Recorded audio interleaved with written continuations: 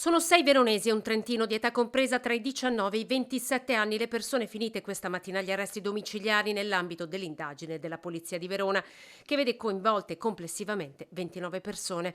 I reati contestati sono lesioni, violenza privata, minacce e danneggiamento pluriaggravati. Tra gli episodi più gravi l'aggressione in via Mazzini ai danni di un 14enne, nel video diffuso dalla polizia la fuga del branco.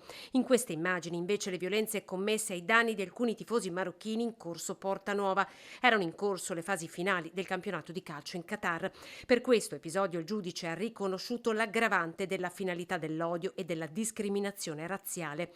2 degli arrestati sono stati identificati anche tra i 67 tifosi italiani che lo scorso 15 giugno a Dortmund, prima della partita Italia-Albania del campionato europeo, sono stati intercettati dalle autorità tedesche poco prima di aggredire un gruppo di supporter albanesi.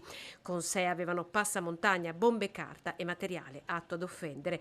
Tutti i tifosi sono stati sottoposti ad un fermo preventivo. Uno dei 2 veronesi fermati in Germania è risultato anche destinatario di un daspo internazionale.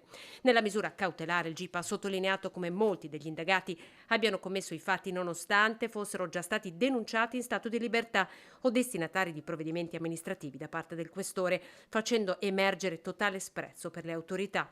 Dalle evidenze investigative acquisite dagli uomini della Digos della Questura di Verona, coordinati dalla Direzione Centrale della Polizia di Prevenzione, gli indagati sono stati ritenuti incapaci di contenere i propri impulsi e veicolare le proprie idee in modo pacifico, traendo dunque dal gruppo di appartenenza incitamento e approvazione.